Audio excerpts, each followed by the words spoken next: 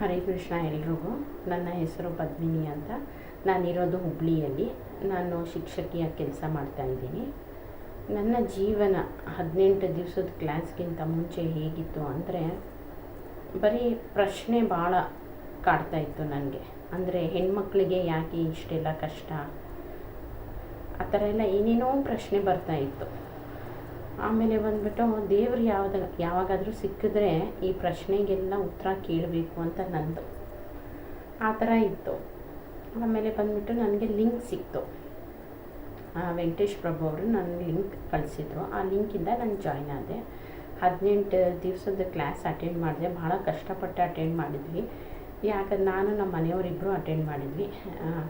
ಅಂದರೆ ಯಾಕಂದರೆ ಇದೆಲ್ಲ ನಮಗೆ ಒಂಥರ ಹೊಸದಿತ್ತು. ಇದೆಲ್ಲ ನಮ್ಗೆ ಗೊತ್ತೇ ಇರಲಿಲ್ಲ. ನಮ್ಮ ಮನೆಯಲ್ಲೂ ಭಗವದ್ಗೀತೆ ಇತ್ತು, ಆದರೆ ನಾವು ಬಂದ್ಬಿಟ್ಟು ಪೂಜೆ ರೂಮಲ್ಲಿಟ್ಟು ಪೂಜೆ ಮಾಡ್ತಾಯಿದ್ವಿ ಅಷ್ಟೇ. ಅದು ಓದಬೇಕು ಅನ್ನೋ ಜ್ಞಾನವೂ ನಮಗೆ ಇರಲಿಲ್ಲ. ಆ ಥರ ಇದ್ವಿ ನಾವು. ಆಮೇಲೆ ಸುರ್ನಾಥ್ ಪ್ರಭು ಅವರು ಬಂದ್ಬಿಟ್ಟು ಇಲ್ಲ 18 ದಿವಸದ ಕ್ಲಾಸಲ್ಲಿ 18 ಅಧ್ಯಾಯ ನಮ್ಗೆ ಹೇಳಿದರು.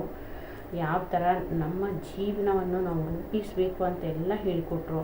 ಸೊ ಅದೇ ಥರ ಬಂದ್ಬಿಟ್ಟು ನಾವು ಗುರುಗಳ ಮಾರ್ಗದರ್ಶನದಿಂದ ಜಪ ಮಾಡೋದು ಕಲ್ತ್ವಿ. ನಮಗೇನೂ ಗೊತ್ತಿರಲಿಲ್ಲ. ನನಗೂ ಅದೇ ಪ್ರಶ್ನೆ ಇತ್ತು, ನಾವು ಯಾಕೆ ಈ ಥರ ಇದ್ವಿ, ನಮ್ಮ ಜೀವನ ಯಾವ ಥರ ನಾವು ರೂಪಿಸ್ಕೋಬೇಕು, ಬೇರೆಯವ್ರು ನೋಡಿದ್ರೆ ಯಾಕೆ ಅಪ್ಪ ಇಷ್ಟು ಕಷ್ಟ ಕೊಡ್ತಾನೆ ದೇವರು ಅಂತ ಇದೆಲ್ಲ ಪ್ರಶ್ನೆಗಳಿಗೆ ನನಗೆ ಉತ್ತರ ಸಿಕ್ತು. ಯಾವ ಥರ ಉತ್ತರ ಸಿಕ್ತು ಅಂದರೆ, ಅದೆಲ್ಲ ಪ್ರಶ್ನೆಗೂ ಬಂದ್ಬಿಟ್ಟು ಭಗವದ್ಗೀತೆಯಲ್ಲಿ ನಮಗೆ ಉತ್ತರ ಸಿಗುತ್ತೆ.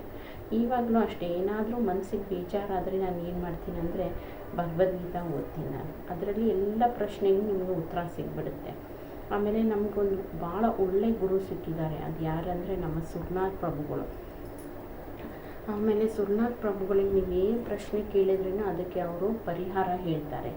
ನಾವು ಕರೆಕ್ಟಾಗಿ ಜಪ ಮಾಡಬೇಕು ಅಂತ, ನಾವು ಕೇಳಿಸ್ಕೊಂಡು ನಾವು ಜಪ ಮಾಡಬೇಕು ಅಂತ. ಆಮೇಲೆ ಬಂದ್ಬಿಟ್ಟು ಎಲ್ಲರೂ ಭಗವದ್ಗೀತೆಯನ್ನು ಓದಿದ್ರೆ ಅದು ಬಂದ್ಬಿಟ್ಟು ನಮ್ಮ ಜೀವನದ ಕೈ ಬಿಡಿ ಅಂತ ಹೇಳ್ತಾರೆ ಪ್ರಭು. ಅದು ನಿಜವಾಗ್ಲೂ. ಯಾಕಂದರೆ ಇದರಲ್ಲಿ ನಾವು ಓದ್ತಾ ನಮಗೆ ಅನುಭವ ಆಗುತ್ತೆ. ನಾವು ಯಾವ ಥರ ನಾವು ಜೀವನ ಮಾಡಬೇಕು ಅಂತ ಅದರಲ್ಲಿ ಬರೆದಿದೆ. ನಾವು ಯಾವ ಥರ ಜೀವನ ಮೊದಲು ಮಾಡ್ತಾಯಿದ್ದೆ ಅಂದರೆ, ಊಟ ಮಾಡಬೇಕು, ಮಲಗಬೇಕು, ರೆಸ್ಟ್ ತೊಗೋಬೇಕು, ಈ ಥರ ಜೀವನ ಇತ್ತು. ಇವಾಗ ಗೊತ್ತಾಗ್ತಾ ಇದೆ ಒಂದೊಂದು ಮಿನಿಟೂ ಎಷ್ಟು ಅಮೂಲ್ಯ ಅದು ಅಂತ. ನಾವು ಇಷ್ಟು ವರ್ಷ ವೇಸ್ಟ್ ಮಾಡಿಬಿಟ್ಟಿದ್ದೀವಿ. ಇಷ್ಟು ಇವಾಗ ವಯಸ್ಸಾಗ್ತಾ ಹೋಗ್ತಾ ಇದೆ. ಇಷ್ಟು ನಮಗೆ ಸ್ವಲ್ಪ ಬೇಗ ಸಿಗಬೇಕಿತ್ತು ಇದೆಲ್ಲ ಅಂತ ಮನಸ್ಸಲ್ಲೇ ಒಂದು ಸ್ವಲ್ಪ ಬೇಜಾರಿದೆ. ಅಂದ್ರೂ ಸಿಕ್ಕಿದ್ರೂ ಒಳ್ಳೆಯದಾಯಿತು. ಇವಾಗ ನಮ್ಗೆ ಅದೆಲ್ಲ ಗೊತ್ತಾಗಿದೆ ಅಂತ ನಮ್ಗೆ ಅರ್ಥ ಆಗಿದೆ.